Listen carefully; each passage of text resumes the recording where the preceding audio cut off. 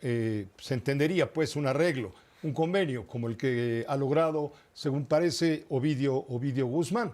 Ahora, lo que me llama la atención es el caso de Rafael Caro Quintero. ¿Por qué?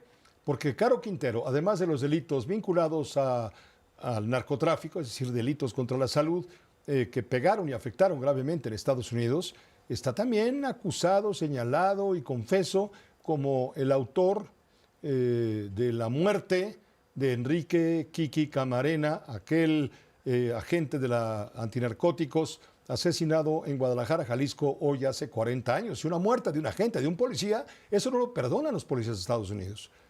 En efecto, parece que en este caso en particular, aunque también en menor medida en los casos de los otros personajes mencionados, el Viceró y el Mayo Zambada, por ejemplo, pero en el caso particular de Rafael Caro Quintero, pesaron tres condiciones. En primer término, la percepción de que la condena a muerte de narcotraficantes de este nivel iba a provocar actos de narcoterrorismo en México. Entiendo que el gobierno mexicano le insistió mucho al gobierno de los Estados Unidos de que no le impusieran la pena capital a estos personajes en virtud de que si un narcotraficante mexicano enfrenta la perspectiva de la pena capital en los Estados Unidos, ya sea la silla eléctrica o la inyección letal, seguramente darían una batalla sin cuartel en México para evitar su captura y en su caso su posible extradición a los Estados Unidos. En México siempre habían tenido la posibilidad de mantenerse en prisiones de alta comodidad, llamadas en México de alta seguridad. Sin embargo, esto ya no es factible, ya no era posible, pero se habría generado un escenario similar al de Colombia en la década de los 90 con actos de narcoterrorismo, con narcotraficantes evitando ir a los Estados Unidos porque eso significaría su muerte. En segundo término, parece que la información que estos personajes puedan proporcionar al gobierno de los Estados Unidos les permite negociar en mejores condiciones situaciones de comercio, migración y de seguridad. Una especie de trueque, una especie de chantaje para incrementar esta situación ya muy ventajosa de negociación que impone Donald Trump a México mediante amenazas de tipo arancelario. Y finalmente, por supuesto, los datos que estos personajes puedan proporcionar en juicios por venir en contra de más integrantes de la élite criminal en México y aparentemente, en función de lo que estamos viendo, de políticos, altos jefes policíacos y quizá militares que puedan ser llevados a la justicia de los Estados Unidos por haber formado parte de los anillos de protección de los cárteles de la droga. Comparto tu apreciación. En efecto, pareciera que en el caso de Rafael Caro Quintero iban a insistir en la pena capital por el asesinato del agente de la DEA, Enrique Camarena Salazar. Pues parece que en este caso en particular, Donald Trump, esto seguramente pasó por su escritorio, tomó la decisión de que era más importante lo otro, negociaciones comerciales, migratorias en materia de seguridad, que vengar a un agente de la DEA. David, pero no es que Estados Unidos ha dicho que, pero Estados Unidos ha dicho que no negocia con terroristas. A ver, explícame. Bueno, los norteamericanos han ajustado su narrativa a sus intereses en particular. Normalmente critican la situación de derechos humanos en ciertos países, pero no en Arabia Saudita, que es aliado de Estados Unidos allá en esta región. Normalmente critican la situación de falta de democracia en Cuba, en Venezuela, con toda razón, pero en Estados Unidos también vemos a un presidente Donald Trump que pasa por encima del orden legal constituido y pareciera que se está transformando Estados Unidos en una democracia no liberal con rasgos de autoritarismo, de combate incluso a los medios de comunicación. Y en el caso de la designación de los cárteles como organizaciones terroristas, únicamente querían las herramientas de intervención en materia de seguridad, de intervención financiera, más armas para poder combatir a los cárteles y no tanto porque los identificaran como organizaciones terroristas. Le dieron esa denominación por fines mediáticos, con el objeto de obtener más herramientas, pero no porque los cárteles fueran organizaciones terroristas propiamente.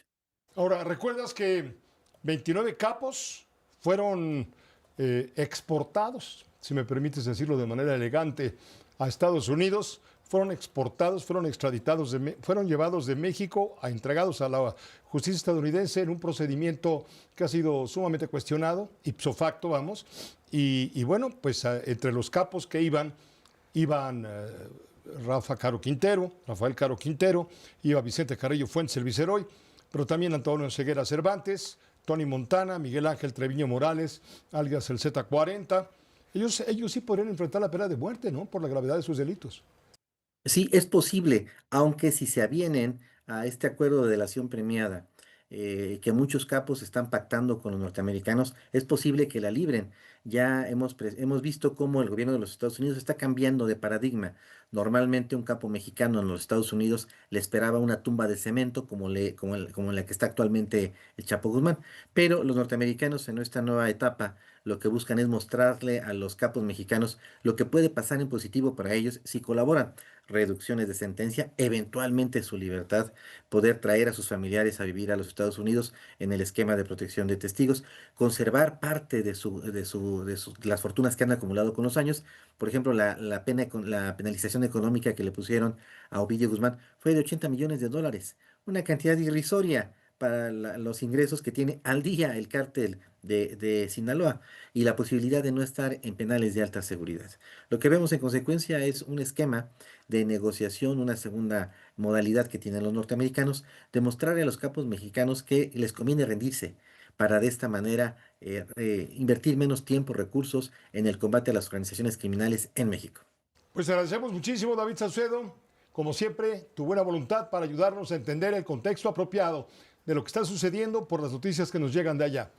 El Ismael El Mayo Zambada, el Viceroy, Vicente Carrillo Fuentes y Rafael Caro Quintero, en los procesos a los cuales están siendo sometidos por las cortes allá en Estados Unidos, cortes federales, no van a enfrentar acusaciones que impliquen eventualmente la pena de muerte a cambio, claro, se entiende, de arreglos o de convenios para declaraciones, lo que tú mencionabas. Eso va a querer decir que el Mayo Zambada se va a convertir en un delator, el testigo colaborador, algo que alguna vez él mencionó como, vamos, lo peor de lo peor, que nunca se atrevería a semejante cosa, se va a convertir en lo que siempre odió.